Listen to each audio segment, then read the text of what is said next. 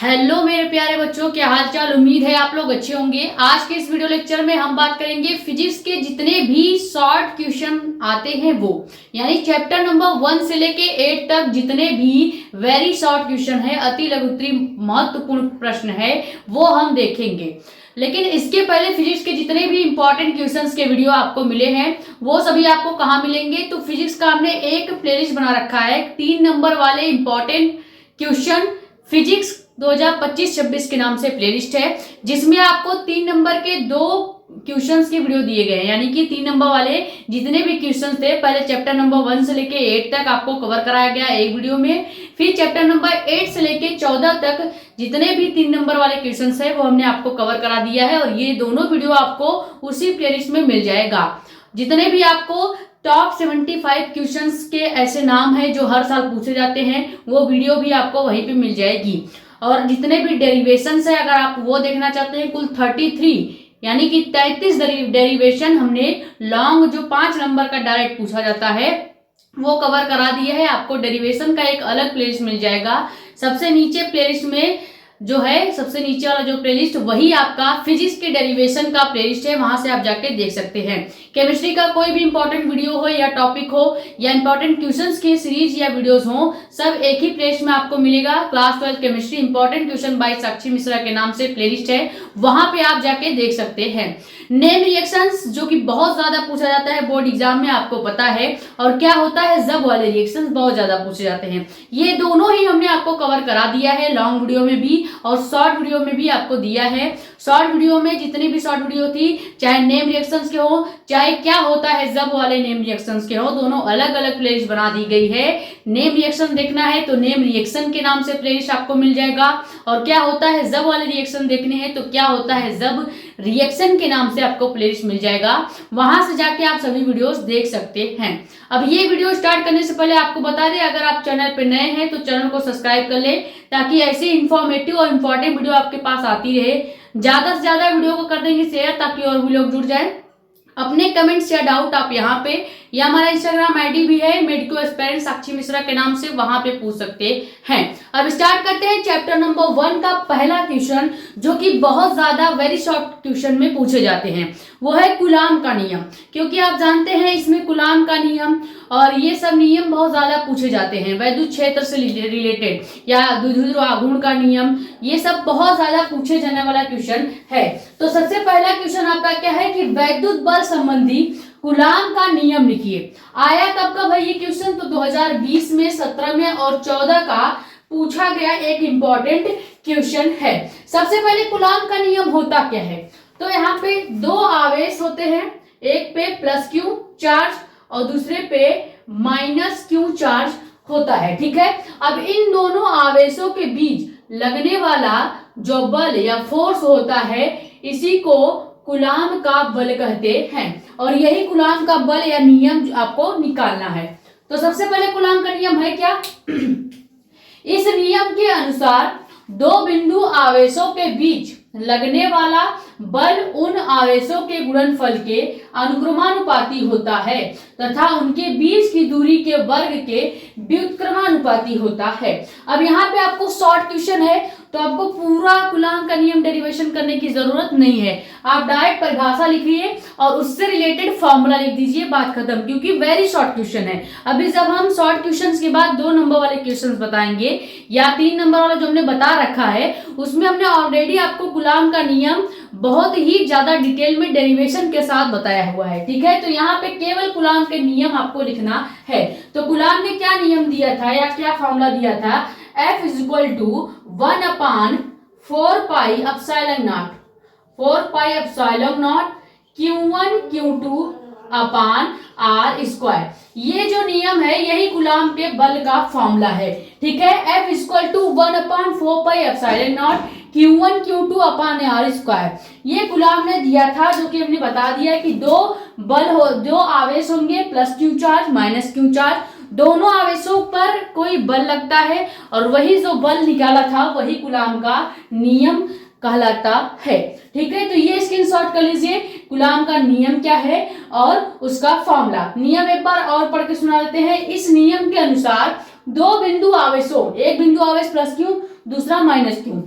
दो बिंदु आवेशों के बीच लगने वाला बल उन बलों या उन आवेशों के, देखो उन आवेशों के गुणनफल के पहले तो क्या है अनुक्रमानुपाती, तथा उनके बीच की जो दूरी है यानी आर स्क्वायर, इनके बीच की दूरी कितनी है, इन दोनों आवेशों के बीच की दूरी है आपका आर, जिसे हम आर स्क्वायर से डिनोट करेंगे। ठीक है, तो आर स्क्वायर इनके बीच की दूरी हो गई और इन दूरी के वर्ग के, दूरी तो केवल आर ही है, अब इस आर के वर्ग के व्युत्क्रमानुपाती होता है। ठीक है, ये आपका हो गया क्या, कूलाम के नियम का फॉर्मूला। ये स्क्रीनशॉट कर ले। फिर दूसरा क्वेश्चन देखते हैं जिसमें हमें क्या करना है, निर्वात की वैद्युतशीलता का फॉर्मूला डिराइव करके देखना है, क्योंकि वो बहुत ज्यादा पूछा जाता है कि वैद्युत क्षेत्र के लिए निर्वात की वैद्युतशीलता यानी एप्सिलॉन नॉट का फॉर्मूला क्या होगा, विमा और मात्रक क्या होगा। ये स्क्रीनशॉट कर लीजिए।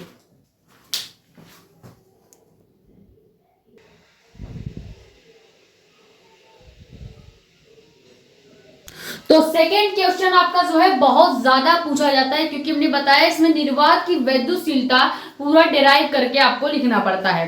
तो क्वेश्चन क्या है कि आवेशों के बीच लगने वाले बल की सहायता से, यानी F का जो बल, अभी हमने कूलाम का नियम बताया और कूलाम के नियम में क्या बताया कि दो आवेशों के बीच लगने वाले बल का जो आप नियम देखते हैं वही कूलाम का नियम है। तो उसी नियम से, या यहाँ पर डायरेक्ट नहीं कहा है, इनडायरेक्टली कह रहा है कि आवेशों के बीच लगने वाले बल की सहायता से, और लगने वाले बल की सहायता का फॉर्मूला क्या था, कूलाम का नियम ही था।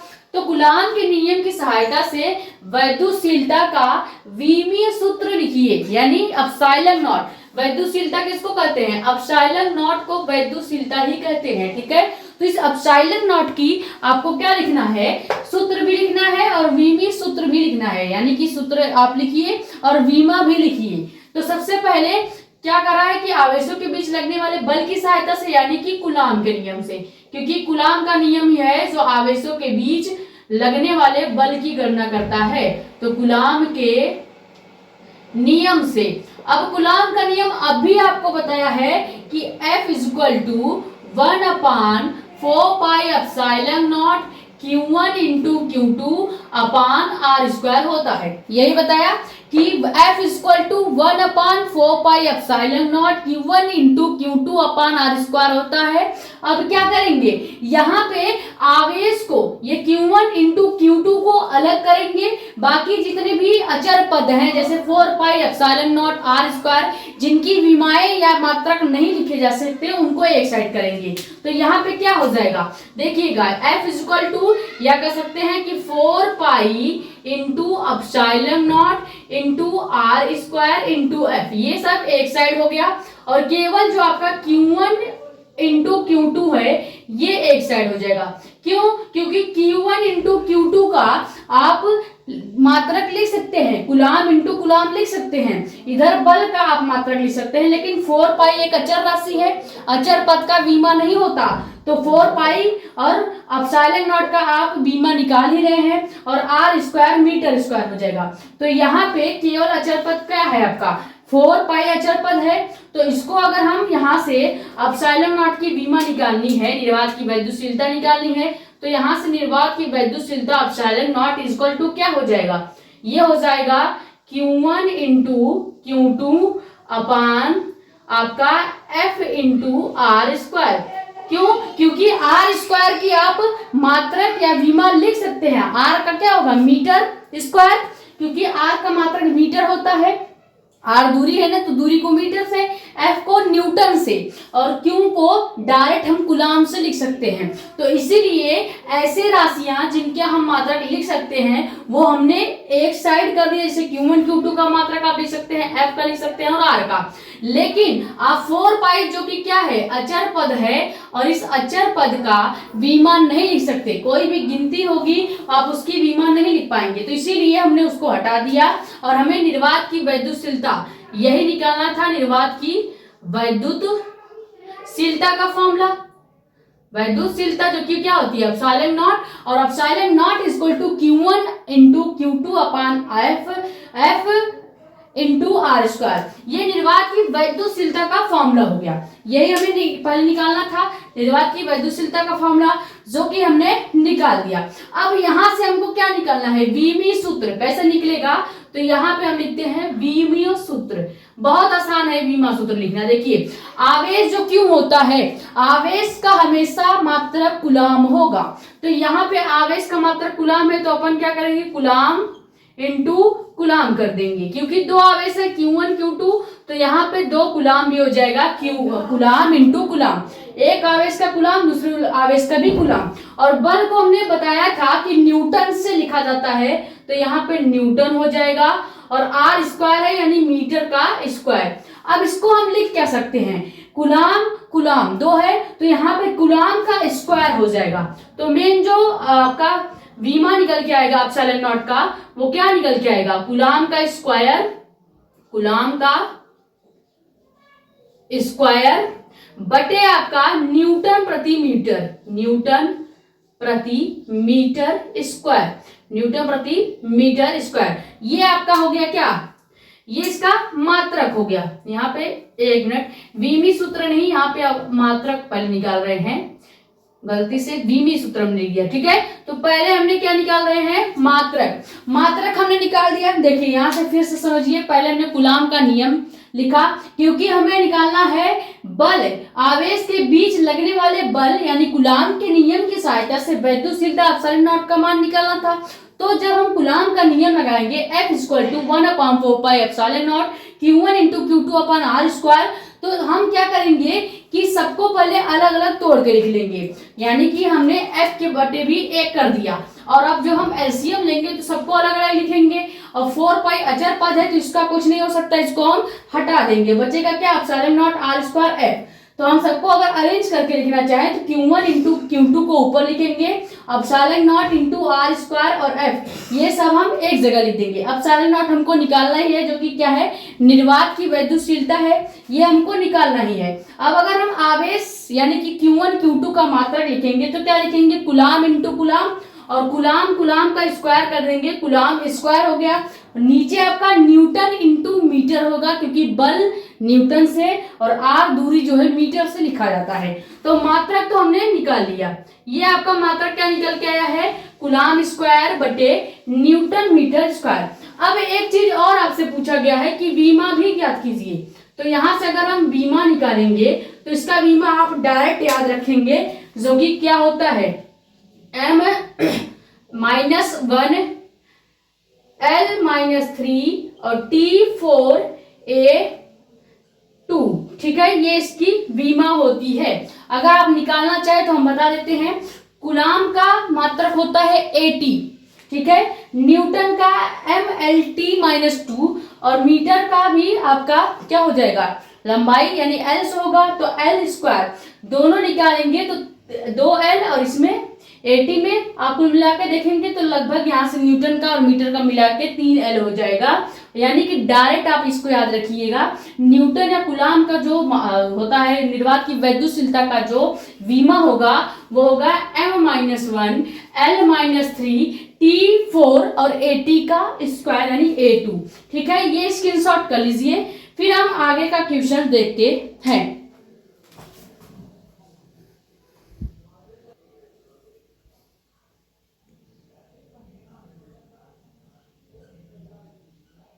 तो क्वेश्चन नंबर 3 आपका क्या है कि वैद्युत क्षेत्र की तीव्रता की परिभाषा एवं मात्रक लिखिए। वैद्युत क्षेत्र की तीव्रता E का बहुत ज्यादा पूछा जाता है, ठीक है, यानी कि ये क्वेश्चन बहुत ज्यादा आता है कि वैद्युत क्षेत्र की तीव्रता E क्या होती है, या वैद्युत क्षेत्र की तीव्रता किसे कहते हैं, और इसका फॉर्मूला और मात्रक लिखिए। तो सबसे पहले वैद्युत क्षेत्र की तीव्रता क्या होता है ये देखते हैं। वैद्युत क्षेत्र में किसी बिंदु पर रखे धन परीक्षण आवेश पर लगने वाले बल को ही वैद्युत क्षेत्र की तीव्रता कहते हैं। जैसे क्या किया गया है कि कोई एक वैद्युत क्षेत्र ही आपका हो गया, अब इस वैद्युत क्षेत्र में किसी बिंदु पर कोई एक धन परीक्षण आवेश यानी कि प्लस क्यू चार्ज रखा गया है। अब इस प्लस क्यू चार्ज पर लगने वाला, इस बिंदु प्लस क्यू चार्ज पर लगने वाला जो बल होगा इसी को ही क्या कहते हैं, वैद्युत क्षेत्र की तीव्रता कहते हैं। ये हो गया डिफिनीशन। अब अगर हम इसका फॉर्मूला लिखेंगे तो वैद्युत क्षेत्र की तीव्रता E होता है, इस पर लगने वाले क्या हो, बल को ही क्या कहेंगे, इस पर लगने वाले बल को ही वैद्युत क्षेत्र की तीव्रता कहते हैं। और इसका फॉर्मूला क्या हो जाएगा, E equal to F upon Q. ठीक है, इसका फॉर्मूला क्या हो जाएगा आपका, E equal to F upon Q हो जाएगा, या क्यू नॉट भी आप कर सकते हैं, क्योंकि धन परीक्षण आवेश है तो इसको आप क्यू नॉट भी लिख सकते हैं। ठीक है, तो ये आपका हो गया फॉर्मूला कि वैद्युत क्षेत्र E equal to F upon Q naught. अब अगर हम इसका मात्रक लिखना चाहें तो क्या लिख सकते हैं, इसका मात्रक हो जाएगा आपका, बल को हम किससे लिखते हैं, न्यूटन से, न्यूटन, और क्यू नॉट यानी कि आवेश हो गया एक तरह से, क्यू आपका आवेश है, और आवेश का मात्रक हम क्या लिखते हैं, कूलाम लिखते हैं। ठीक है, तो यानी कि वैद्युत क्षेत्र तीव्रता, वैद्युत क्षेत्र की तीव्रता E का फॉर्मूला हो जाएगा F अपान क्यू नॉट, यानी कि एकांक समय में, या कह सकते हैं कि आवेश के लगने वाले अनुपात या आवेश के अनुपात में लगने वाले बल को ही एक तरह से वैद्युत क्षेत्र की तीव्रता E कहा जाता है। ठीक है, समझ में आ गया कि किसी वैद्युत क्षेत्र, यानी ये जो हमने एक डिब्बा बनाया है ये वैद्युत क्षेत्र हो गया मान लीजिए, या इतना ही मान लीजिए वैद्युत क्षेत्र है, उसी वैद्युत क्षेत्र के किसी बिंदु पर कोई एक पॉजिटिव या धन परीक्षण आवेश रखा गया है। धन परीक्षण आवेश को क्यों हमेशा क्यू नॉट से लिखा जाता है। ठीक है, धन परीक्षण आवेश क्यू नॉट रखा गया है और इसी क्यू नॉट पर लगने वाले बल F की गणना जो की जाती है यही आपका वैद्युत क्षेत्र की तीव्रता कहलाती है। ये हो गया आपका फॉर्मूला। अब यहाँ से अगर हम इसकी विमा निकालेंगे तो F आपका न्यूटन से, और कूलाम यानी कि आवेश को हमेशा कूलाम से दर्शाया जाता है। तो ये हो गया आपका वैद्युत क्षेत्र की परिभाषा, उसका फॉर्मूला और मात्रक। चूंकि शॉर्ट क्वेश्चन है तो ज्यादा डिटेल में आपको नहीं लिखना है, वेरी शॉर्ट क्वेश्चन ऐसे ही लिखे जाते हैं। अगला क्वेश्चन आपका क्या है कि वैद्युत फ्लक्स की परिभाषा वह मात्रक लिखिए। अब वैद्युत फ्लक्स बहुत ज्यादा पूछा गया है 2024 में, 19 में और 22 में। अब 24 में आया है तो 25 के भी किसी न किसी सेट में आ सकता है, इसलिए वैद्युत फ्लक्स की परिभाषा सबसे पहले क्या होती है, वैद्युत क्षेत्र में स्थित किसी क्षेत्र के अभिलंबवत। मान लीजिए कोई आपका क्या हो गया, ये वैद्युत क्षेत्र हो गया। ठीक है, ये हमने एक वैद्युत क्षेत्र लिख लिया। अब इस वैद्युत क्षेत्र के अभिलंबवत, ये वैद्युत क्षेत्र है, इसके अभिलंबवत इस तरह से कुछ बल रेखाएं या वैद्युत बल रेखाएं निकलती हैं।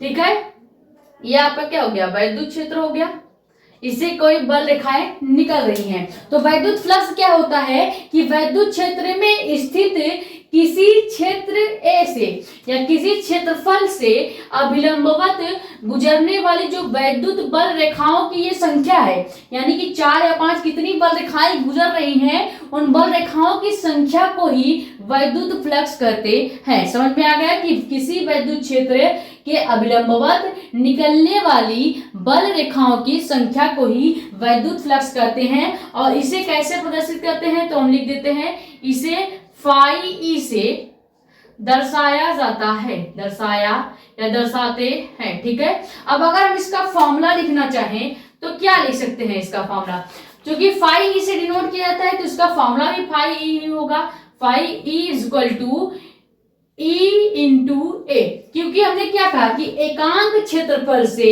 निकलने वाले वैद्युत बल रेखाओं की संख्या, और वैद्युत बल रेखाओं की संख्या को E से डिनोट किया जाता है, यानी जितनी भी ये बल रेखाएं निकलती हैं, देखिए वैद्युत बल रेखा जो होती है इसको E से प्रदर्शित करते हैं, और चूंकि एकांक क्षेत्रफल से निकल रही है तो क्षेत्रफल A इंटू E हो जाएगा।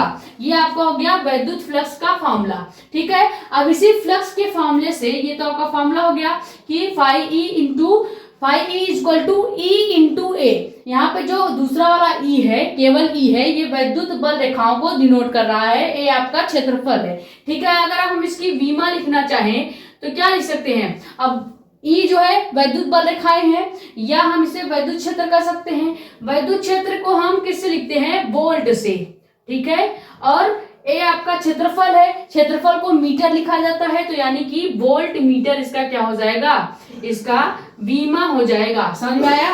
ये आपका क्षेत्र, ये आपका विद्युत क्षेत्र है, विद्युत क्षेत्र को वोल्ट से, और जो क्षेत्रफल है मीटर से लिखा जाता है, इसलिए हम इसको वोल्ट मीटर लिख देंगे। ये हो गया विद्युत फ्लक्स का फॉर्मूला और उसकी विमा।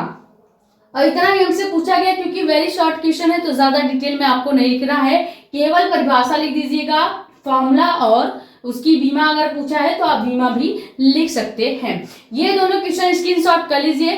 फिर क्वेश्चन नंबर 5 आपका देखेंगे कि क्या है।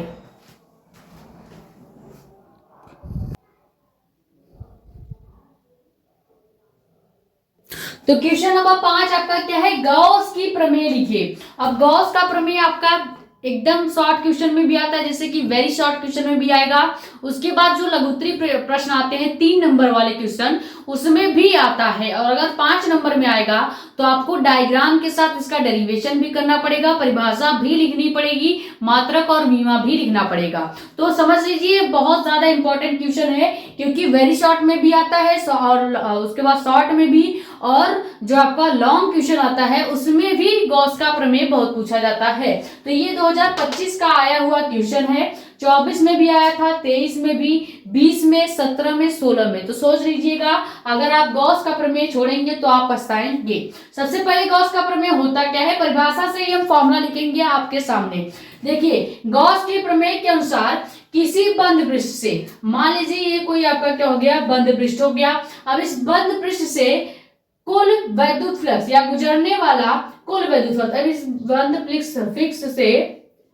बंद पृष्ठ से जितना भी आपका गुजरने वाला क्या है, वैद्युत फ्लक्स है, या पे कुछ इसमें से बल रेखाएं या फ्लक्स निकल रहे हैं, जिसको ये क्या कहेंगे, गुजरने वाले कुल वैद्युत फ्लक्स को उस पृष्ठ का क्या कहते हैं, यहाँ पे उस पृष्ठ को हमने 2 बार लिख दिया है, उस पृष्ठ पर लगे कुल आवेश Q का 1/ε0 गुना होता है। नहीं समझ में आया, फिर से समझिए। देखिए गॉस के प्रमेय के अनुसार क्या होता है कि मान लीजिए कोई एक बंद पृष्ठ है, बंद गोला या कोई पात्र है, जिससे आपका क्या हो रहा है, कुछ वैद्युत फ्लक्स या रेखाएं निकलती हैं। अब उन वैद्युत फ्लक्स को ही क्या कहते हैं, उस पृष्ठ पर लगे जो आवेश Q होगा, उस पृष्ठ पर लगे आवेश Q के 1/ε0 गुना होता है। यानी कि वैद्युत फ्लक्स क्या होगा, वैद्युत फ्लक्स φE जो है,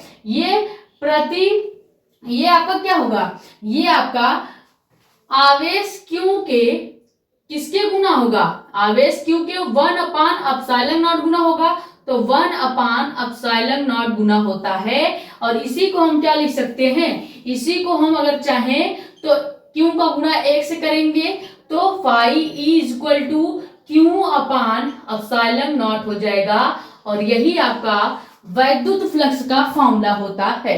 ठीक है, या कह सकते हैं यही आपका गॉस प्रमेय का फॉर्मूला होता है। ठीक है, समझ में आ गया गॉस प्रमेय का फॉर्मूला कैसे आया है। फॉर्मूला आपका परिभाषा से ही आया है।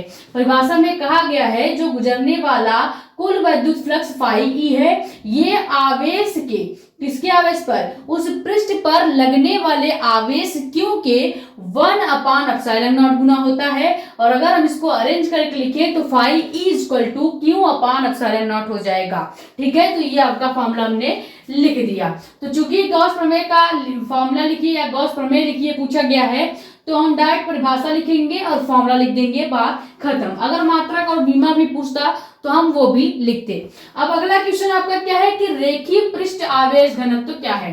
रेखीय पृष्ठ आवेश घनत्व को सबसे पहले लेम्डा से दर्शाते हैं। लेम्डा ये होता है आपका, ये आपका रेखीय पृष्ठ आवेश घनत्व तो लेम्डा हो गया। ठीक है, अब रेखीय पृष्ठ आवेश घनत्व तो होता क्या है, किसी तार की प्रति एकांक लंबाई पर। अब मान लीजिए हमने ये आपका क्या ले लिया, कोई एक तार ले लिया। ठीक है, ये कोई एक आपका तार हो गया। अब इस तार के प्रति एकांक लंबाई पर, ये तार की लंबाई कितनी हो गई, L हो गई। इस तार के प्रति एकांक लंबाई पर जो वितरित आपका प्लस या माइनस कोई भी जो आवेश होगा, इस आवेश क्योंकि जो मात्रा होगी इसी को ही रेखीय आवेश घनत्व लेमडा कहेंगे। यानी रेखीय आवेश घनत्व लेमडा इक्वल टू क्या हो जाएगा, लेमडा इक्वल टू हो जाएगा कि प्रति एकांक लंबाई, यानी बटे का मतलब प्रति ही होता है या अनुपात भी आप कह सकते हैं, प्रति एकांक लंबाई पर वितरित आवेश, यानी कि क्यू की जो मात्रा होगी उसी को ही क्या कहेंगे, उसी को ही रेखीय आवेश घनत्व या रेखीय पृष्ठ आवेश घनत्व कहा जाता है। ये तो हो गया आपका क्या कि रेखीय पृष्ठ आवेश घनत्व क्या होता है। अगर हम रेखीय पृष्ठ आवेश घनत्व का मात्रक लिखेंगे तो क्या हो जाएगा, इसका फॉर्मूला तो हो गया। अगर मात्रक लिखेंगे तो क्या हो जाएगा, चूंकि आवेश को हम कूलाम से लिखते हैं और लंबाई यानी कि एक तरह से मीटर में मापी जाती है, तो यहां पे हम इसकी मात्रा क्या लिख देंगे, कूलाम मीटर, ये इसका मात्रक हो गया। आप इसका भी मात्रा लिख सकते हैं जो आपका गॉस प्रमेय है। अगर गॉस प्रमेय का मात्रा लिखेंगे तो क्या आएगा आपका, देखिए आवेश कूलाम हो गया, क्यू का कूलाम, उसके बाद अपसाइलन नॉट यानी निर्वात की वैद्युतशीलता का जो हमने मात्रक अभी अभी आपको पूरा बताया है वो मात्रक लिख दीजिएगा। फिर दोनों मात्रक को आप क्या कर सकते हैं, वैसे ही बटे में करके लिख देंगे तो आपका वो जो मात्रक बन के निकलेगा वो आपका वैद्युत फ्लक्स का मात्रक निकलेगा। और ये मात्रक आपको खुद बनाना है। अभी निर्वात की वैद्युतशीलता अपसाइलन नॉट का हमने मात्रक बताया है coulomb square newton metre square, क्या बताया, coulomb square newton metre square, उस हिसाब से इसका भी क्या हो जाएगा, कूलाम प्रति कूलाम स्क्वायर और पूरे के बटे क्या हो जाएगा, न्यूटन मीटर स्क्वायर। ये आपका जो क्या बन के आया है, मात्रक बन के आएगा है, ये आपका किसका मात्रक है, गॉस के प्रमेय अपसाइलन नॉट या कह सकते हैं फाई ई का, हाँ अपसाइलन नॉट नहीं फाई ई का मात्रक हो जाएगा। ठीक है, समझ में आ गया कि गॉस का प्रमेय क्या होता है, उसका फॉर्मूला, उसका मात्रक, उसके बाद रेखीय पृष्ठ आवेश घनत्व भी हमने समझा दिया कि प्रति एकांक किसी तार के प्रति एकांक एल लंबाई पर वितरित आवेश की मात्रा को, आवेश क्यू के मात्रा को ही क्या कहते हैं, आपका रेखीय आवेश घनत्व लेमडा कहते हैं। इसका मात्रक क्या हो जाएगा, कूलाम का आवेश का कूलाम होता है और लंबाई का मीटर से मापा जाता है, तो इसको हम मात्रक भी क्या लिखेंगे, मीटर, क्योंकि लंबाई एक दूरी होती है और दूरी को मीटर में मापा जाता है, तो इसका मात्रक भी कूलाम मीटर हो जाएगा। स्क्रीनशॉट कर लीजिए। फिर क्वेश्चन नंबर 7वां आपका देखते हैं।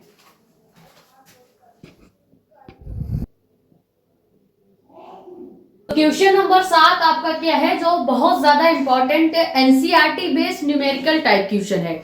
ये क्वेश्चन जो है वो न्यूमेरिकल के जैसा आता है, लेकिन इसमें कोई संख्या नहीं होगी, फॉर्मूले से आपको लगाना है। सबसे पहले क्वेश्चन क्या है कि यदि दो आवेशित कणों के बीच की दूरी यानी आर को आधी कर दी जाए, यानी r/2 कर दी जाए, तो उनके बीच लगने वाले बल पर क्या प्रभाव पड़ेगा। अब जो आवेशित कण की बात हमने कूलाम के नियम में देखा था, क्योंकि कूलाम ने बताया है कि दो आवेशित कणों के बीच लगने वाला बल F = 1/4πε0 Q1 Q2/r² होता है। अब जो r² है उसी को हमको आधा करना है और फिर जो दोबारा बल निकलेगा उसको निकालना है। यानी कि सबसे पहले मान लीजिए ये आपका क्या है, कोई आवेशित कण -q चार्ज है और दूसरा आवेशित कण +q चार्ज है।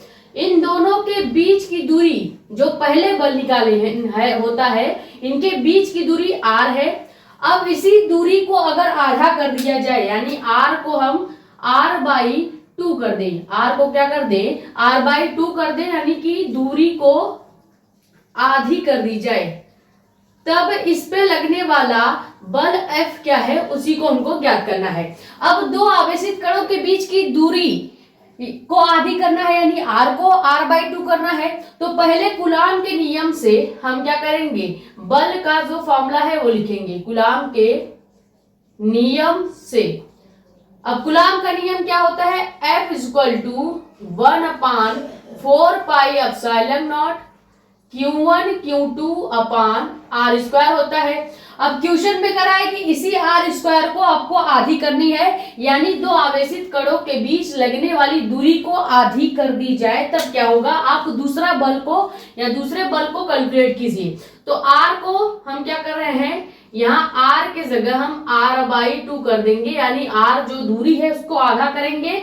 तो ये कैसे चेंज हो जाएगा, 1/4πε0 Q1 Q2 अपान r स्क्वायर है, यानी हम अब क्या करेंगे, r/2 का स्क्वायर करेंगे, क्योंकि हम जो दूरी है उसको आधा कर रहे हैं। तो r/2 को जब स्क्वायर करेंगे तो क्या हो जाएगा, ये आपका f = 1/4πε0 और Q1 Q2 यहाँ पे r स्क्वायर और 2 का स्क्वायर 4 हो जाएगा। ठीक है, इस तरह से हो गया। अब यहाँ पे r का तो स्क्वायर हो गया और 2 का स्क्वायर 4 हुआ। अब ये जो 4 है इसको हम सबसे बाहर कर देंगे और 1/4πε0 Q1 Q2 अपान r स्क्वायर एक साइड कर देंगे। तो यहाँ पे क्या हो जाएगा, f =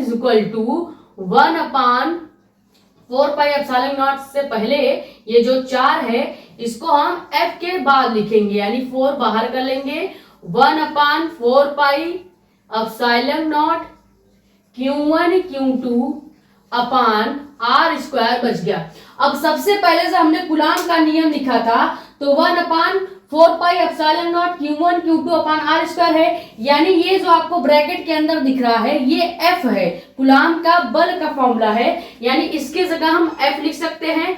तो F = क्या आ जाएगा, 4 × F आ जाएगा, यानी दोबारा जो लगने वाला बल होगा वो क्या हो जाएगा, 4 गुना हो जाएगा, 4 गुना होगा। यही हमको निकालना था कि अगर जो दूरी है दो आवेशित कणों के बीच की दूरी r जो नॉर्मल होती है, अगर उसको हम आधा कर दें यानी r/2 कर दें तो बल क्या होगा। तो जब कभी भी आप दो आवेशित कणों के बीच की दूरी को आधा करते हैं तो लगने वाला बल उसका 4 गुना हो जाता है। और कैसे होता है हमने आपको यहाँ पे लगा के बता भी दिया। कूलॉम के नियम से आपको बस r की जगह r/2 कर देना है, दोनों का स्क्वायर करेंगे तो r स्क्वायर और 2 का स्क्वायर 4 हो जाएगा। 4 चूंकि संख्या है जिसको हम बाहर कर लेंगे ताकि हम यहाँ पे f का मान रख सके। f की जो चीजें हैं वो हम f की जगह रख देंगे और यहाँ पे चूंकि f = 1/4πε0 Q1 Q2 अपान r स्क्वायर था तो यहाँ पे हम f रख देंगे और f = 4 × f आ जाएगा, यानी 4 गुना होगा। तो ये शॉर्ट क्वेश्चन में इस टाइप के एनसीईआरटी बेस्ड न्यूमेरिकल क्वेश्चन आते हैं, इसलिए आप इसको एक बार खुद से प्रैक्टिस कर लीजिएगा। इसको स्क्रीनशॉट कर लें। फिर 8वां क्वेश्चन देखते हैं।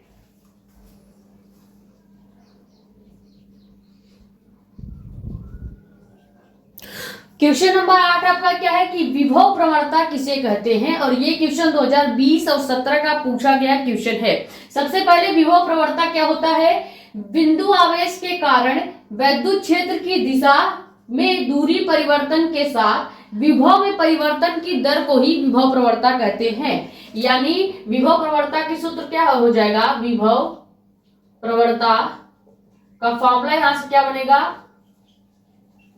विभव प्रवणता = हो जाएगा आपका, कहा गया है कि वैद्युत क्षेत्र की दिशा में दूरी परिवर्तन के साथ विभव परिवर्तन, यानी विभव परिवर्तन दर किसके, दूरी परिवर्तन की, दूरी परिवर्तन के, यही परिभाषा में कहा गया है। तो यहां से अगर हम फॉर्मूला बनाए तो दूरी परिवर्तन के साथ साथ विभव परिवर्तन के दर को, तो दूरी परिवर्तन बटे विभव परिवर्तन के दर को ही क्या कहते हैं, विभव प्रवणता कहते हैं। और इसे अगर सिंबल से लिखेंगे तो क्या हो जाएगा, यहाँ पे विभव प्रवणता का सिंबल से जब लिखेंगे तो माइनस का डेल v अपान विभव, क्योंकि v से लिखते हैं, और दूरी में परिवर्तन को हम डेल x से लिख सकते हैं। अब परिवर्तन को डेल्टा से या d से लिखते हैं। डेल क्यों लिख रहे हैं, क्योंकि परिवर्तन हो चाहे दूरी, दूरी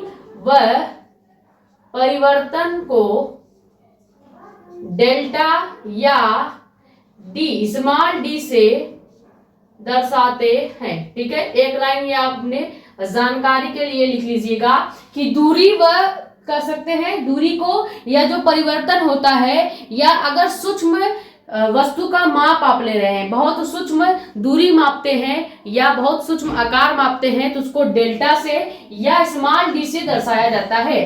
तो यहाँ पे विभव परिवर्तन जो है, चूंकि परिवर्तन को भी डेल्टा से दर्शाया जाता है तो विभव भी और परिवर्तन है इसलिए डेल्टा v। इसीलिए दूरी x होता है, x में वहां पे जाएगी और परिवर्तन लिख रहे हैं तो डेल x और दोनों माइनस में होगा, यानी विभव परिवर्तन equal to minus del v upon del x इसका फॉर्मूला हो जाएगा। और अगर इसका मात्रक लिखना चाहेंगे तो मात्रक क्या हो जाएगा, इसका मात्रक की अगर बात करें तो इसका मात्रक हो जाएगा वोल्ट मीटर, वोल्ट प्रति मीटर। क्यों? क्योंकि विभव को वोल्ट से लिखा जाता है और दूरी को मीटर में मापा जाता है, तो वोल्ट प्रति मीटर विभव प्रवणता का मात्रक हो जाएगा। ये हो गया विभव प्रवणता क्या है, उसका फॉर्मूला और मात्रक। अगला क्वेश्चन आपका क्या है कि वैद्युत विभव की परिभाषा व बीमा लिखिए। वैद्युत विभव और विभव प्रवणता दोनों ही बहुत ज्यादा पूछे जाते हैं। वैद्युत विभव बहुत ज्यादा इंपॉर्टेंट है क्योंकि 18, 17, 15 और 12 में आया हुआ क्वेश्चन है।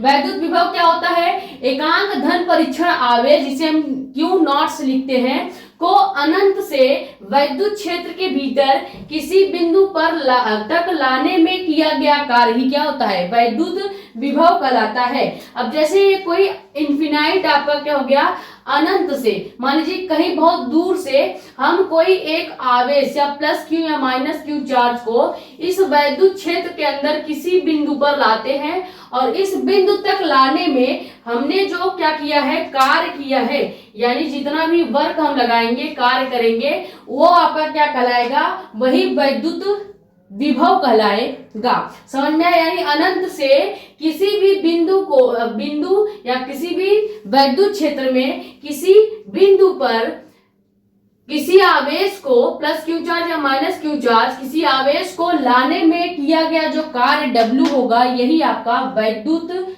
विभव कहलाता है। अब वैद्युत विभव का फॉर्मूला क्या होता है, तो ये हो जाएगा विभव V equal to W upon Q naught, क्योंकि एकांक धन परीक्षण आवेश को किसी वैद्युत क्षेत्र में लाने में किया गया कार्य W जो होता है वही क्या हो जाएगा, विभव, वैद्युत विभव हो जाएगा। तो वैद्युत विभव V equal to W upon Q naught हो जाएगा, जहां क्यू नॉट आपका एकांक धन परीक्षण आवेश है और W कार्य होता है। अब अगर हम इसका मात्रक लिखना चाहें तो क्या हो जाएगा, कार्य को हम किससे लिखते हैं, कार्य का मात्रक जूल होता है, तो जूल हो जाएगा। और क्यों आवेश है, आवेश को हम कूलाम से लिखते हैं, तो जूल प्रति कूलाम इसका क्या हो जाएगा, मात्रक हो जाएगा। जूल प्रति कूलाम इसका मात्रक हो गया। अब अगर इसकी वीमा अगर आपसे पूछ ली जाए तो वीमा भी आप डायरेक्ट याद कर ले।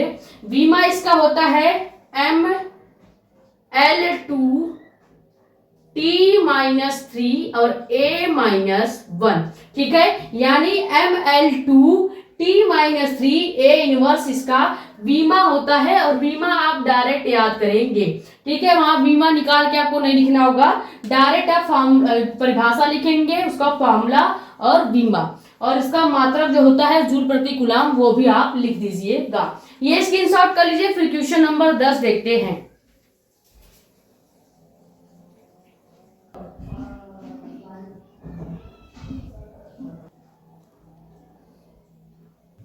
तो क्वेश्चन नंबर 10 आपका क्या है कि आवेशित समांतर प्लेट संधारित्र की प्लेटों के बीच वैद्युत क्षेत्र में ऊर्जा घनत्व का सूत्र लिखिए।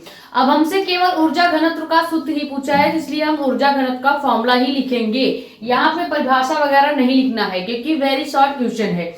ये पूछा कब गया है, तो 2025, 23, 17 और 13 का क्वेश्चन है। तो ऊर्जा घनत्व का फॉर्मूला क्या होता है, ऊर्जा घनत्व आपका होता है UE is equal to 1/2 epsilon naught into E square. ये आपका क्या होता है, ऊर्जा घनत्व का फॉर्मूला होता है। ऊर्जा घनत्व UE जो कि 1/2 एप्सिलॉन नॉट यानी निर्वात की वैद्युतशीलता और वैद्युत क्षेत्र E का स्क्वायर होता है। ये आपका ऊर्जा घनत्व का फॉर्मूला हो गया। कब, जब दो आवेशित या कह सकते हैं आवेशित समांतर प्लेट संधारित्र के प्लेटों के बीच वैद्युत क्षेत्र हो, तब ऊर्जा घनत्व का फॉर्मूला क्या होगा, UE is equal to 1/2 epsilon naught into E square होता है। उसके बाद अगला आपका क्वेश्चन क्या है कि मुक्त इलेक्ट्रॉनों के अनुगमन वेग या इसी को अपवाह वेग भी कहा जाता है। अनुगमन वेग या अपवाह वेग से आप क्या समझते हैं, और ये रेगुलर पूछा जाने वाला शॉर्ट क्वेश्चन है। लॉन्ग क्वेश्चन में भी आता है तो आपको पूरा इसका डायग्राम के साथ इसका फॉर्मूला डिराइव करके लिखना पड़ेगा, इसका डेरिवेशन भी आता है। तो ये शॉर्ट क्वेश्चन में आएगा तो क्या आएगा, केवल परिभाषा और इसका फॉर्मूला लिखने के लिए आएगा। तो अनुगमन वेग या अपवाह वेग जिसे Vd से या V/d से प्रदर्शित करते हैं, इसको लिखा कैसे जाएगा, अनुगमन वेग होता क्या है, तो वैद्युत क्षेत्र के विपरीत दिशा में इलेक्ट्रॉन का औसत जो वेग होगा वो ये वेग ही क्या कहलाता है, अनुगमन वेग या अपवाह वेग कहलाता है। अब इसको एक डायग्राम से समझते हैं। मान लीजिए ये आपका कोई एक ट्यूब हो गया जिसकी लंबाई कितनी है, एल लंबाई की कोई एक कुंडली या ट्यूब है जिसकी लंबाई तो एल है और इसका क्षेत्रफल कितना है, ए है। अब यहां से दो तार, एक धन आवेश और एक ऋण आवेश, बैटरी के धन आवेश और ऋण आवेश से जोड़ दिए जाते हैं। ये यहाँ पे आपका कोई सेल है जो कि क्या है, ई है, सेल ई। अब इसमें वैद्युत क्षेत्र के विपरीत दिशा में इलेक्ट्रॉनों का क्या होता है, प्रवाह होता है। तो इसमें वैद्युत क्षेत्र ई की जो दिशा है, मान लीजिए इधर साइड है क्षेत्रफल की ओर, या बैटरी के ऋण सिरे की ओर है वैद्युत क्षेत्र ई की दिशा, तो इसमें इलेक्ट्रॉन क्या करेंगे, इसके विपरीत दिशा में यानी कि बैटरी के धन सिरे की ओर गति करेंगे या प्रवाह करेंगे। तो Vd भी क्या हो जाएगा, Vd इसका अपोजिट हो जाएगा, यानी जिस तरफ इसका इलेक्ट्रॉन जा रहे हैं उसके अपोजिट इसका Vd हो जाएगा, यानी अनुगमन वेग वैद्युत क्षेत्र की दिशा में ही होगा। तो ये इसका डायग्राम हो गया अनुगमन वेग को समझने के लिए। सीधे सीधे अनुगमन वेग ये होता है कि जो वैद्युत क्षेत्र E होगा उसके विपरीत दिशा में इलेक्ट्रॉनों के प्रवाह को ही या औसत इलेक्ट्रॉनों के वेग को ही क्या कहते हैं, अनुगमन वेग कहते हैं। ये यहाँ पे आपका क्या है, सेल है। तो ये आपका हो गया अनुगमन वेग क्या है और उसका डायग्राम। ये स्क्रीनशॉट कर लीजिए, फिर आगे के क्वेश्चंस देखते हैं।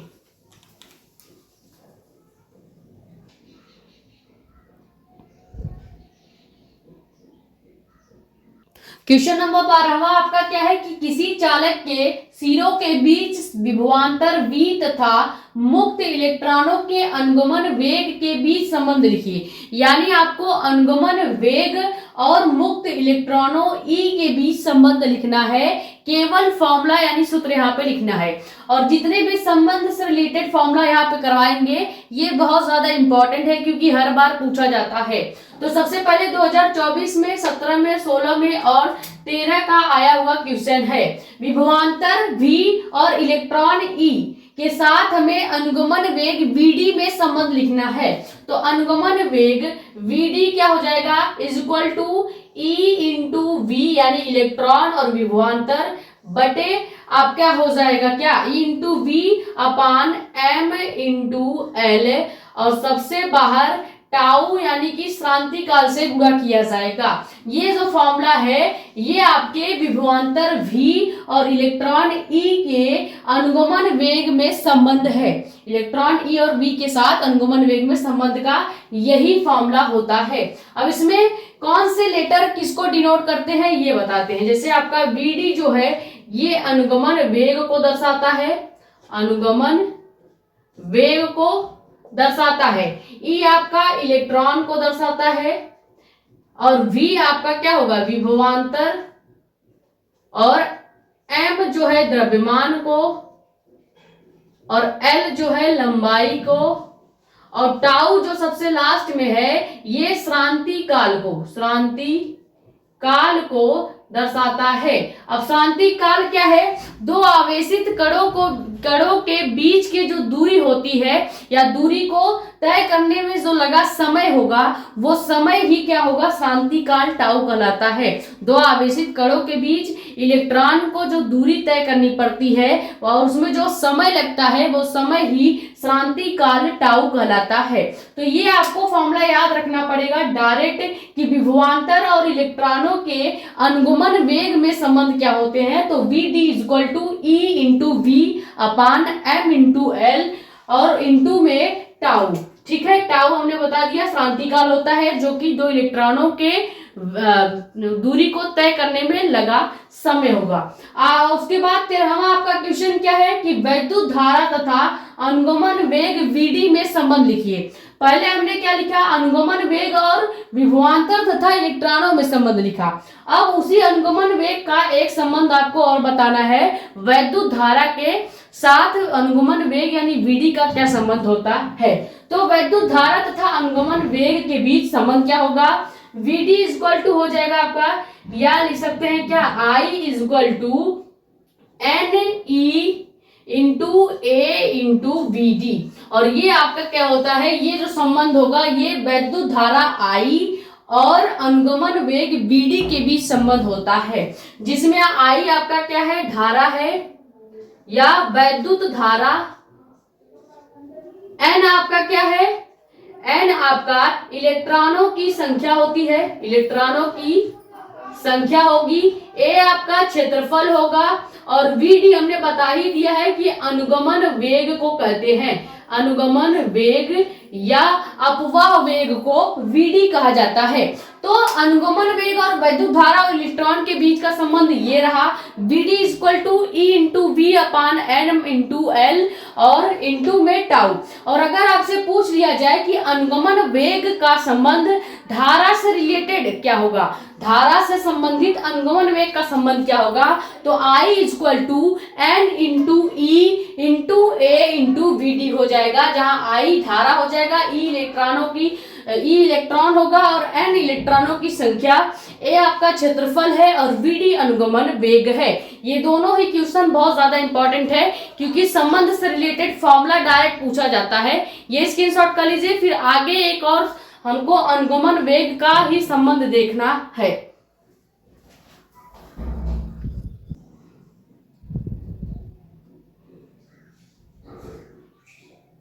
तो अगला जो क्वेश्चन है वो क्या है कि आवेशित कण के अनुगमन वेग तथा धारा घनत्व के बीच संबंध बताइए। दो संबंध अभी हमने बताया, अनुगमन वेग और विभवांतर और इलेक्ट्रॉनों के बीच संबंध। दूसरा हमने बताया धारा यानी कि वैद्युत धारा I और अनुगमन वेग के बीच संबंध। अब अनुगमन वेग और धारा घनत्व J के बीच आपको संबंध बताना है।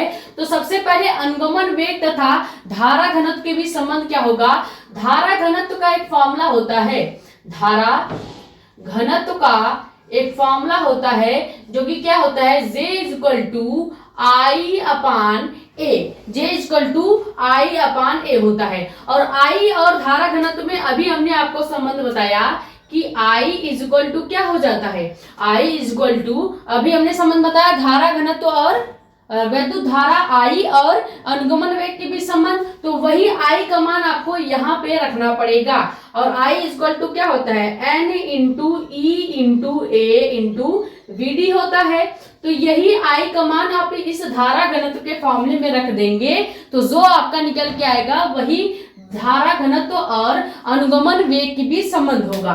तो I का मान क्या है, I equal to N into E into A into Vd है। तो यहाँ पे रखेंगे क्या है, हो जाएगा J equal to N into E into A into Vd, और अपान A पहले से ही है, A से कैंसिल हो जाएगा, तो धारा घनत्व J equal to N into E into Vd हो जाएगा।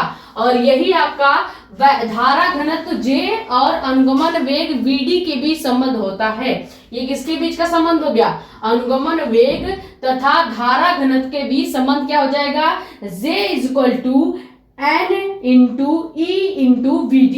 अब यहाँ पे हमने पहले ही बता दिया था कि N आपका इलेक्ट्रॉनों की संख्या है और E आपका इलेक्ट्रॉन है, Vd आपका अनुगमन वेग होता है, अनुगमन वेग होगा, और J आपका धारा घनत्व है, J आपका क्या है, धारा घनत्व।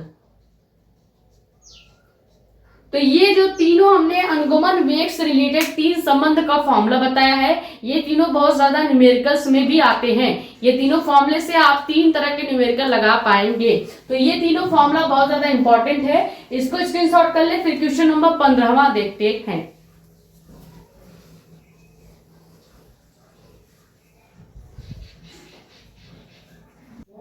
क्वेश्चन नंबर 15 आपका क्या है कि धातु की किसी तार की लंबाई को खींचकर दुगुना कर दी जाए तो तार का प्रतिरोध क्या होगा, यानी ओम जो निकलेगा वो कितना होगा अगर हम तार को खींचकर दुगुना कर दें। हमको नया प्रतिरोध निकालना है।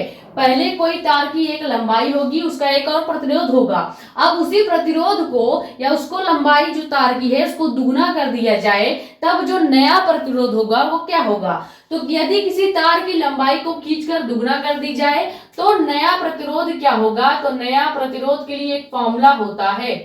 नया प्रतिरोध क्या होता है कि गुना का स्क्वायर, यानी कि कितना गुना आप तार को बढ़ा रहे हैं, 2 गुना बढ़ा रहे हैं तो 2 का स्क्वायर, 3 गुना बढ़ाएंगे तो 3 का स्क्वायर। तो यहाँ पे क्या हो जाएगा n स्क्वायर, और यहाँ n क्या डिनोट करता है, गुना या गुनी, कितना गुना या गुनी दिया गया है। तो यहाँ पे हम डायरेक्ट गुना ही लिख देते हैं, गुना का स्क्वायर, और इसको n से डिनोट किया जाता है, गुणे क्या हो जाएगा r हो जाएगा। ठीक है, r जो क्या है पुराना प्रतिरोध को डिनोट करता है। यहाँ पे गुना का स्क्वायर या पुराना प्रतिरोध, ये फॉर्मूला हो जाएगा नए प्रतिरोध का। ठीक है, तो अगर सिंबल से डिनोट करेंगे तो क्या हो जाएगा, r dash is equal to गुना यानी कि n का स्क्वायर और इनटू में r जो आपका पुराना प्रतिरोध है वो। अब यहाँ पे नया प्रतिरोध कितना दिया गया है कि हम तार को 2 गुना खींच कर रहे हैं, यानी n कितना दिया गया है 2। तो यहाँ पे 2 का स्क्वायर इनटू आपका क्या है r है, r आपका पुराना प्रतिरोध है और r हमको पता नहीं है, तो यहाँ पे r वैसे ही रहने देंगे। तो r डैश क्या निकल के आएगा, r डैश आपका निकल के आ जाएगा 2 का स्क्वायर यानी कि 4 इनटू में आपका पुराना प्रतिरोध। तो नया प्रतिरोध क्या निकल के आ गया, 4 इंटू आर, यानी कि पुराने प्रतिरोध का 4 गुना जो होगा वही आपका नया प्रतिरोध आर डैश हो जाएगा। तो ये नए प्रतिरोध का फॉर्मूला है, आप बना सकते हैं खुद ही, गुने का स्क्वायर इंटू पुराना प्रतिरोध। गुना का स्क्वायर मतलब बता ही दिया कि कितने गुने तार को आप खींच के लंबा कर रहे हैं, 2 गुना कर रहे हैं, 4 गुना या 8 गुना कर रहे हैं। तो जैसे यहाँ गुने का स्क्वायर यानी 2 गुना कर रहे हैं तो 2 का स्क्वायर और यहाँ पे 4 हो जाएगा, आर आपका पुराना प्रतिरोध होता ही है, तो नया प्रतिरोध कितना होगा, पुराने प्रतिरोध का 4 गुना हो जाएगा। ये स्क्रीनशॉट कर ले, फिर अगला क्वेश्चन देखते हैं। तो अगला क्वेश्चन आपका क्या है कि ओमी प्रतिरोध क्या होता है और ओमी प्रतिरोध के लिए वोल्टता तथा धारा यानी V और I के बीच ग्राफ को आपको दर्शाना है, या ग्राफ क्या होता है। ये क्वेश्चन 2025, 23, 22 और 19 का पूछा गया क्वेश्चन है, जिसमें आपको केवल V और I यानी वोल्टता और धारा के बीच ग्राफ को खींचना होगा। तो सबसे पहले यहाँ पे ओमी प्रतिरोध भी पूछा गया है। 2 क्वेश्चन इसमें है कि ओमी प्रतिरोध क्या होता है ये बताइए, यानी ओमी प्रतिरोध का परिभाषा लिखिए, और दूसरा ओमी प्रतिरोध यानी कि ओम और वोल्टता V और धारा के बीच ग्राफ खींचना है। तो पहले ग्राफ ही आपको खींच के बता देते हैं। जैसे ये इस तरह से ग्राफ आपका हो जाएगा और ये बीच से एक रेखा जाएगी जहां पे 0 आपका क्या होगा, आवेग होगा, और ये आपका इधर साइड आपका धारा I हो जाएगा और ऊपर आपका वोल्टता V हो जाएगा। ठीक है, ये आपका धारा I और वोल्टता के बीच ग्राफ हो गया। अब सेकंड क्वेश्चन क्या है कि ओमी प्रतिरोध क्या होता है। ऐसा प्रतिरोध जो ओम के नियम का पालन करेगा ओमी प्रतिरोध कहलाएगा। तो यहाँ पे हम लिख देते हैं कि ऐसा प्रतिरोध जो ओम के नियम का पालन करता है, ऐसा प्रतिरोध जो ओम के नियम का पालन करता है ओमीय प्रतिरोध कहलाता है, ओमीय प्रतिरोध कहलाता है। ये सबसे शॉर्ट आपका परिभाषा हमने लिखवा दिया। ठीक है, कि ओमी प्रतिरोध क्या है, ऐसा प्रतिरोध जो ओम के नियम का पालन करे ओमी प्रतिरोध कहलाता है। धारा और वोल्टता के बीच ग्राफ खींचना था, तो धारा और वोल्टता के बीच हमने ग्राफ भी खींच दिया। ऊपर वाला जो क्वेश्चन है 15वां, ये इस टाइप के न्यूमेरिकल क्वेश्चन आपके शॉर्ट क्वेश्चन में भी पूछे जाते हैं, और ऐसा एक सेम ऑब्जेक्टिव क्वेश्चन भी आपसे करवाया गया है। ऑब्जेक्टिव क्वेश्चन के वीडियो में आप जाके देख लीजिएगा, वो वीडियो आपको कहाँ मिलेगी बता ही दिया है, प्लेलिस्ट में मिल जाएगा, 3 नंबर वाले इंपॉर्टेंट क्वेश्चन के प्लेलिस्ट में। ठीक है, तो ये आप स्क्रीनशॉट कर ले, ये बहुत ज्यादा इंपॉर्टेंट है जो 15वां क्वेश्चन आपका है।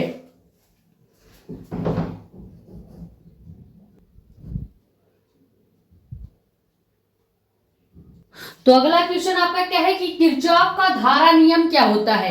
किरचॉफ के दोनों नियम बहुत ज्यादा इंपॉर्टेंट है। अगर धारा नियम शॉर्ट क्वेश्चन में पूछेगा तो आप केवल डायग्राम और उसका सूत्र लिखेंगे, और लॉन्ग में पूछेगा तो पूरा आपको अच्छे से डिराइव करके लिखना पड़ेगा। तो यहाँ पे केवल शॉर्ट क्वेश्चन हम करा रहे हैं, तो शॉर्ट क्वेश्चन के अकॉर्डिंग ही आंसर लिखेंगे। तो किरचॉफ का धारा नियम सबसे पहले क्या होता है, आने वाली धाराओं का योग इज इक्वल टू जाने वाली धाराओं के योग का जो मान होगा वो 0 होना चाहिए, यानी उसका जो बीजगणितीय मान होगा वो अगर 0 है तो वो आपका किरचॉफ का धारा नियम कहलाएगा। जैसे यहाँ पे ये कोई एक क्या है, संधि है या बिंदु है जिस पर सभी धाराएं आके क्या कर रही हैं, मिल रही हैं, तो आने वाली धाराओं का योग इक्वल टू हम क्या कर देंगे, जाने वाली धाराओं का योग। मान लीजिए 2 धारा या 3 धारा आपकी अंदर के साइड आ रही है, I1, I2 और I3, और 2 धाराएं बाहर जा रही हैं, I4 और I5 आपकी बाहर जाने वाली धाराएं हैं। तो हमने क्या कहा कि बीजगणितीय योग, किरचॉफ का जो धारा नियम था वो क्या था कि बीजगणितीय योग यानी कि sigma I is equal to क्या हो जाएगा, 0 होना चाहिए। अगर sigma I is equal to 0 है तो यही आपका किरचॉफ का धारा नियम है। अब इसके अकॉर्डिंग कैसे होगा, देखिए आने वाली धाराओं का योग इक्वल टू जाने वाली धाराओं का योग, तो कितनी धाराएं अंदर की तरफ आ रही हैं, I1 plus I2 plus I3 is equal to I4 plus I5। ठीक है, ये आपके आने वाली धाराएं हो गई, 3 धाराएं अंदर आ रही हैं और 2 धाराएं बाहर की ओर जा रही हैं। इन दोनों का अगर आप योग करेंगे तो अगर उनका मान 0 आ रहा है तो समझ लीजिएगा कि ये आपका क्या है, किरचॉफ का धारा नियम है। और जिनके धाराओं का बीजगणितीय जो योग है यानी सिग्मा I जो है वो 0 है। यहाँ पे सिग्मा क्या है, बीजगणितीय योग को बताता है, और चूंकि I यानी धारा का बीजगणितीय योग हम निकाल रहे हैं, धारा को हम जोड़ रहे हैं, तो इसीलिए सिग्मा I हम लिखेंगे। ये है आपका किरचॉफ का धारा नियम जो कि बहुत ज्यादा इंपॉर्टेंट है।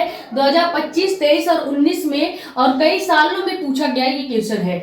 उसके बाद 18वां क्वेश्चन क्या है कि 2 समांतर धारावाही चालक तारों के बीच लगने वाले बल का सूत्र बताइए। तो यहाँ पे सूत्र केवल पूछा है तो हम भी यहाँ पे केवल फॉर्मूला ही लिखेंगे। ये आपका फॉर्मूला बहुत ज्यादा पूछा जाता है, 25 में, 24 में, 22 में, 19, 17 और 15 में आया हुआ बहुत ज्यादा इंपॉर्टेंट फॉर्मूला से रिलेटेड क्वेश्चन है। केवल फॉर्मूला लिखना है कि आपको 2 समांतर धारावाही चालक तारों के बीच लगने वाले बल का फॉर्मूला लिखना है। तो क्या होगा, बल is equal to mu naught, क्या हो जाएगा, म्यू नॉट अपान 2 पाई और ब्रैकेट में I1 इंटू I2 अपान आपका हो जाएगा R, और सबसे लास्ट में लंबाई L से हम गुणा कर देंगे।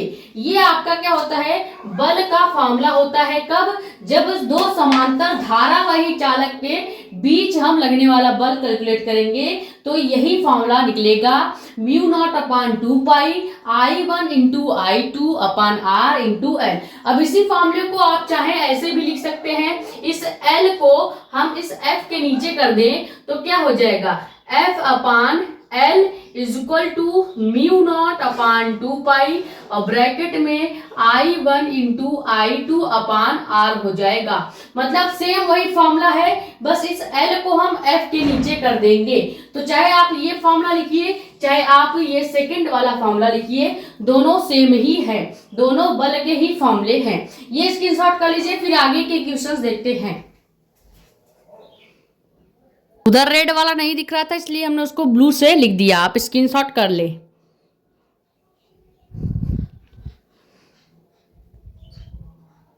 19वां क्वेश्चन आपका क्या है कि प्रतिचुंबकी, अनुचुंबकी तथा लोह चुंबकी पदार्थों के एक एक उदाहरण बताइए। यानी प्रतिचुंबकी पदार्थ का एक उदाहरण लिखना है, अनुचुंबकी पदार्थ और लोह चुंबकी पदार्थ के भी एक एक उदाहरण लिखने हैं। तो ये बहुत ज्यादा शॉर्ट क्वेश्चन में पूछा जाता है, जिसमें आपको प्रतिचुंबकीय पदार्थ क्या है एक उदाहरण लिखिए, अनुचुंबकीय पदार्थ और लोह चुंबकीय पदार्थ का एक एक उदाहरण लिखना होता है। तो प्रतिचुंबकीय पदार्थ क्या का उदाहरण क्या है? सोना, चांदी और हीरा। ये चुंबक की तरफ आकर्षित नहीं होते। सोना, चांदी और हीरा ये कभी भी चुंबक की तरफ अट्रैक्ट नहीं होंगे। दूसरा आपका क्या है? अनुचुंबकीय पदार्थ। अनुचुंबकीय पदार्थ में आपका क्या आ जाता है? सोडियम, जैसे आपका सोडियम हो गया, लवण का विलयन हो गया, लवण का विलयन हो गया, और उसके बाद आपका एक और होता है कॉपर सल्फेट। कॉपर सल्फेट यानी जितने भी केमिकल होते हैं वो अनुचुंबकीय पदार्थ होंगे, जैसे सोडियम, लवण का विलयन, कॉपर सल्फेट। और लोह चुंबकीय पदार्थ कौन से होते हैं? तो सबसे पहले लोहा आपका आ जाएगा लोह चुंबकीय पदार्थ में, उसके बाद निकिल और कोबाल्ट। निकिल और कोबाल्ट ये आपके तीन हमने उदाहरण लिखवा दिए हैं। ज्यादा से ज्यादा 2 या 3 ही उदाहरण पूछेगा कि प्रतिचुंबकीय पदार्थ कौन होते हैं। 2 उदाहरण लिखिए या 3 उदाहरण लिखिए, या फिर आपसे डायरेक्ट ऐसे पूछेगा कि प्रतिचुंबकीय, अनुचुंबकीय और लोह चुंबकीय पदार्थ कौन है, एक एक उदाहरण लिखिए। तो हमने 3 उदाहरण लिखवा दिया। प्रतिचुंबकीय पदार्थ सोना, चांदी, हीरा, और अनुचुंबकीय पदार्थ सोडियम, लवण का विलयन, कॉपर सल्फेट। लोह चुंबकीय पदार्थ में लोहा, निकिल और कोबाल्ट आ जाएगा। उसके बाद आपका क्या है कि वैद्युत चुंबकीय प्रेरण में लेंज का नियम क्या है? लेंज का नियम बहुत ज्यादा पूछा जाता है शॉर्ट क्वेश्चन में भी, और जो इसके बाद ये तो वेरी शॉर्ट क्वेश्चन है, और उसके बाद शॉर्ट क्वेश्चन यानी कि जो लघुत्तरीय प्रश्न होता है उसमें भी लेंज का नियम बहुत ज्यादा पूछा जाता है। लेंज का नियम होता क्या है? तो किसी परिपथ में प्रेरित वैद्युत वाहक बल तथा प्रेरित धारा की दिशा सदैव ऐसा होता है कि यह उस कारण का ही विरोध करेगा जिस कारण से यह उत्पन्न हुआ है। ठीक है, तो इसे ही लेंज का नियम कहेंगे। लेंज के नियम का मतलब सीधे सीधे यह है कि धारा जिस कारण से उत्पन्न हो रही है उस कारण का ही विरोध करती है, और यही नियम क्या है? लेंज का नियम होता है। ठीक है, तो ये आप स्क्रीनशॉट कर लीजिए कि प्रतिचुंबकीय और अनुचुंबकीय, लोह चुंबकीय पदार्थ क्या होते हैं, उसके बाद लेंज का नियम क्या है।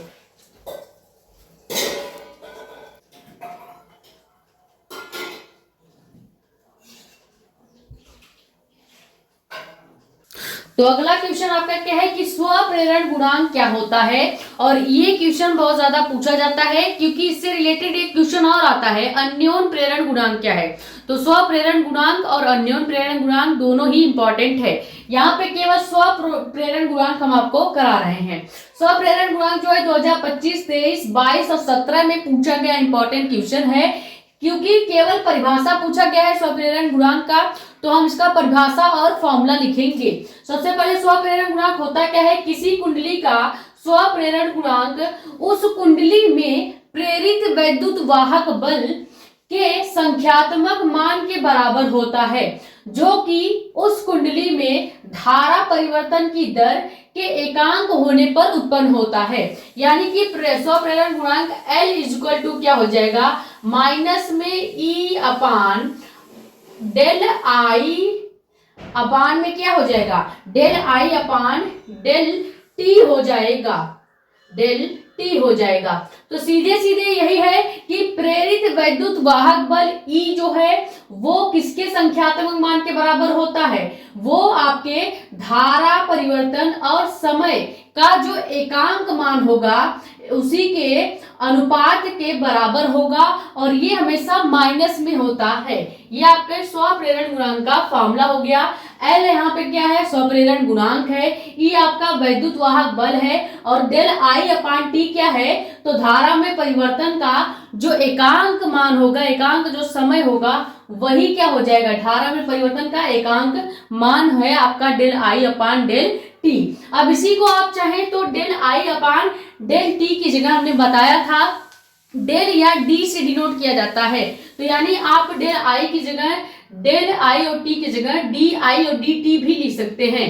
तो L इक्वल टू माइनस का E अपान डेल I को आप डी आई और dt भी लिख सकते हैं, क्योंकि डेल का मतलब है सूक्ष्मतम दूरी या परिवर्तन को दर्शाता है।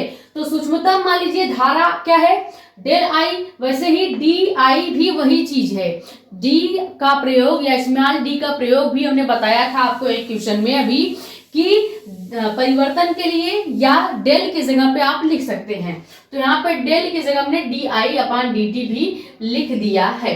तो दोनों फॉर्मूला सेम है, चाहे आप डेल आई लिखिए या डी टी डी आई लिखिए, कोई फर्क नहीं पड़ता है। अगला क्वेश्चन क्या है कि ट्रांसफार्मर के सिद्धांत पर कार्य करता है। और अगर आप प्रैक्टिकल में ट्रांसफार्मर का चार्ट बनाएंगे तो वहां पे ये क्वेश्चन आपसे पूछा जाएगा कि ट्रांसफार्मर जो आपने चार्ट में बनाया है ये ट्रांसफार्मर के सिद्धांत पर कार्य करता है।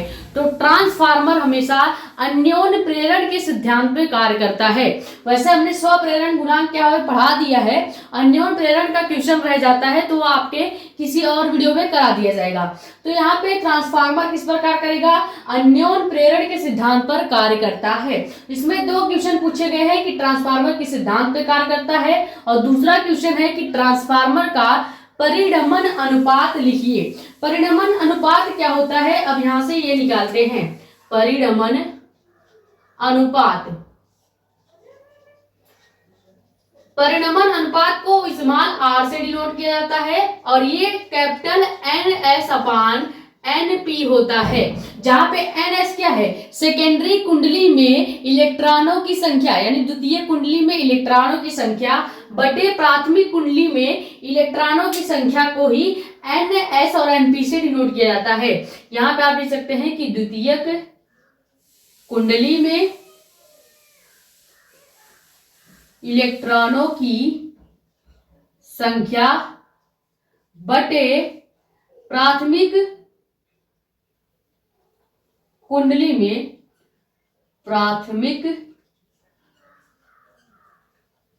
में इलेक्ट्रॉनों की संख्या, यही आपका परिणमन अनुपात हो जाएगा। यानी R small R equal to capital N S यानी कि द्वितीय कुंडली में इलेक्ट्रॉनों की संख्या अपान एनपी यानी कि प्राथमिक कुंडली में इलेक्ट्रॉनों की संख्या ही परिणमन अनुपात आर के बराबर होता है।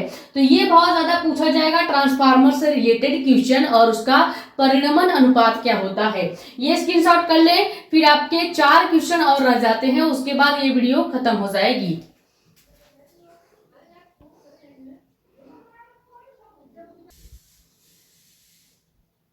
तेईसवां आपका क्वेश्चन क्या है कि प्रत्यावर्ती धारा के वर्ग माध्य मूल मान, बहुत ज्यादा पूछा जाता है। जो IRMS करके आपका फॉर्मूला निकल के आएगा वो बहुत ज्यादा पूछा जाता है, क्योंकि इससे रिलेटेड न्यूमेरिकल्स भी बहुत आते हैं।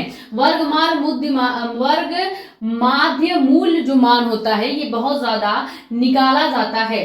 तो प्रत्यावर्ती धारा I के लिए वर्ग माध्य मूल मान कैसे निकालेंगे, और इसका शिखर मान भी आपको, या वर्ग माध्य मूल मान के साथ साथ शिखर मान के साथ इसका क्या संबंध है ये आपको दर्शाना है।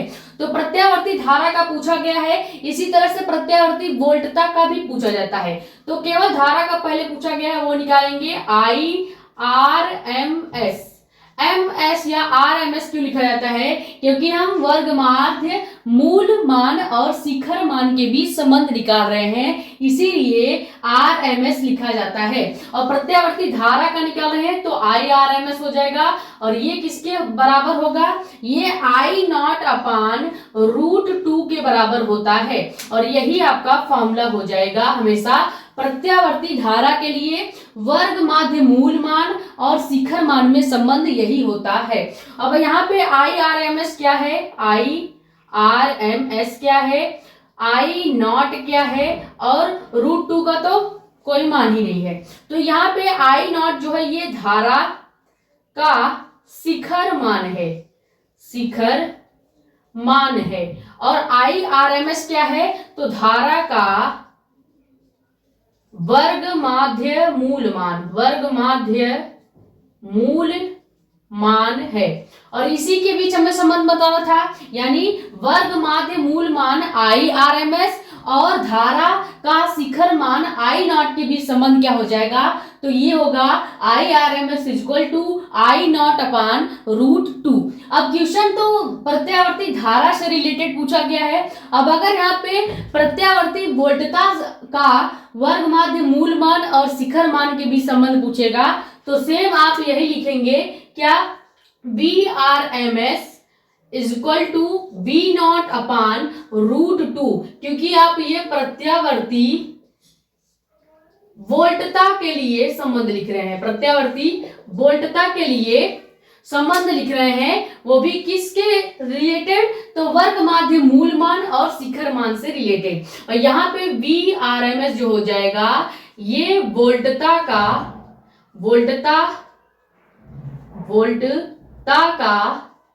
वर्ग माध्य मूल मान होगा और V नॉट आपका क्या हो जाएगा, वोल्टता का शिखर मान हो जाएगा। तो अगर आपसे चाहे प्रत्यावर्ती धारा का वर्ग माध्य मूल मान और शिखर मान के बीच संबंध पूछे तो आप ये फॉर्मूला लिखेंगे, और वोल्टता के बारे में पूछेगा तो आप ये सेकंड वाला फॉर्मूला लिखेंगे। दोनों फॉर्मूला सेम है, बस जहां पे I नॉट है वहां पे V नॉट कर देंगे अगर वोल्टता पूछेगा, और वर्ग माध्य मूल से रिलेटेड फॉर्मूला निकाल रहे हैं तो VRMS या IRMS आपको लिखना ही पड़ेगा। तो केवल प्रत्यावर्ती धारा ही पूछा था, लेकिन हमने वोल्टता भी बता दिया कि अगर वोल्टता पूछ लेगा तो आप इस तरह से लिख सकते हैं। ये बहुत ज्यादा इंपॉर्टेंट दोनों फॉर्मूला है, न्यूमेरिकल्स बहुत ज्यादा इससे रिलेटेड आते हैं, तो आप इसको स्क्रीनशॉट कर लीजिए। फिर आगे के क्वेश्चन देखते हैं।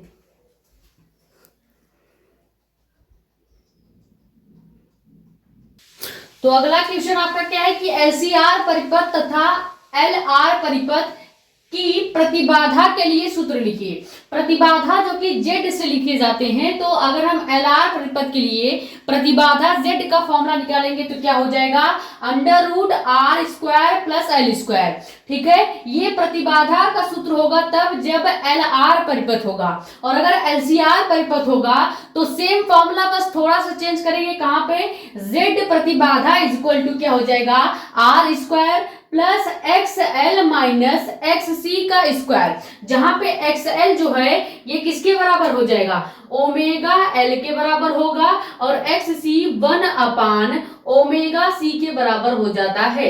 यानी ये दोनों फॉर्मूला जो प्रतिबाधा से रिलेटेड है, किससे रिलेटेड है, प्रतिबाधा का फॉर्मूला है। ये आपके प्रतिबाधा जब पूछा जाएगा न्यूमेरिकल में तो वहां पे ये फॉर्मूला बहुत ज्यादा काम आएगा, जो कि क्या है, Z equal to R√R² plus XL minus XC का स्क्वायर, जहां पे XL आपका ओमेगा L और XC जो है वो 1 अपान ओमेगा C के बराबर होता है। और LR परिपथ में Z यानी प्रतिबाधा equal to √R² plus L² होता है। ये दोनों ही फॉर्मूले बहुत ज्यादा इंपॉर्टेंट है। उसके बाद अगला आपका क्वेश्चन क्या है कि विस्थापन धारा क्या होता है, और इसका सूत्र भी लिखिए। विस्थापन धारा 2025, 22 और 17 और 18 का पूछा गया क्वेश्चन है। सबसे पहले विस्थापन धारा क्या होगा, तो वह धारा जो परिवर्तनशील वैद्युत क्षेत्र के कारण उत्पन्न हो। ऐसा क्षेत्र जो क्या हो रहा है, परिवर्तित हो रहा है, और उसी के कारण कोई एक वैद्युत धारा उत्पन्न हो रही है, और वो जो धारा उत्पन्न हो रही है वही क्या होगा, विस्थापन धारा होगा, क्योंकि परिवर्तित वैद्युतशील क्षेत्र से, या कह सकते हैं वैद्युत क्षेत्र से वो धारा उत्पन्न हो रही है। तो इसका फॉर्मूला क्या हो जाएगा, ID जो कि क्या है, विस्थापन धारा इज इक्वल टू आपका हो जाता है d∅e अपान dt, और इनटू में क्या हो जाएगा, एप्सिलॉन नॉट। ये इसका फॉर्मूला हो जाएगा। इसको आप डायरेक्ट ऐसे ही याद रखेंगे, विस्थापन धारा ID is equal to d epsilon naught E upon dt, into में आपका हो जाएगा क्या, एप्सिलॉन नॉट। यहाँ पे ये φe है, ठीक है, तो ये एप्सिलॉन नॉट निर्वात की वैद्युतशीलता होती है, निर्वात की वैद्युतशीलता है। dt आपका क्या है, सूक्ष्मतम समय है, और d/e क्या है, सूक्ष्मतम फ्लक्स का मान है, और id यहाँ पे क्या है, विस्थापन धारा को दर्शाता है। ये स्क्रीनशॉट कर ले। फिर दो क्वेश्चन आपका, एक क्वेश्चन आपका इसके बाद और रह जाता है, वो देख लेते हैं।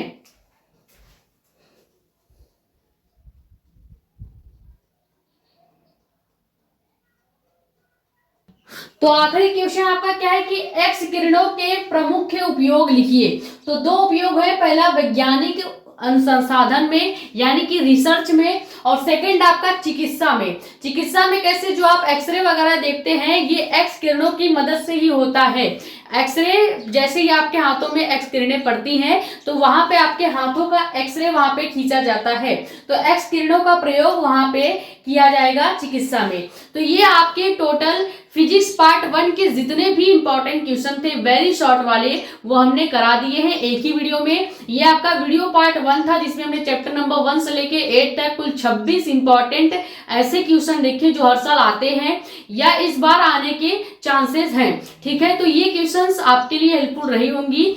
तो वीडियो पसंद आई तो वीडियो को लाइक कर दें, और नए हैं तो चैनल को सब्सक्राइब कर दें। ज्यादा से ज्यादा वीडियो को कर दें शेयर, ताकि और भी लोग जुड़ जाएं। अपने कमेंट्स या डाउट आप यहाँ पे, हमारा इंस्टाग्राम आईडी भी है मेडिको एस्पिरेंट साक्षी मिश्रा के नाम पे, वहां पे पूछ सकते हैं। वीडियो पार्ट 2 आपको कल दी जाएगी, जिसमें फिजिक्स पार्ट 2 के जितने भी इंपॉर्टेंट क्वेश्चन है वो कराए जाएंगे।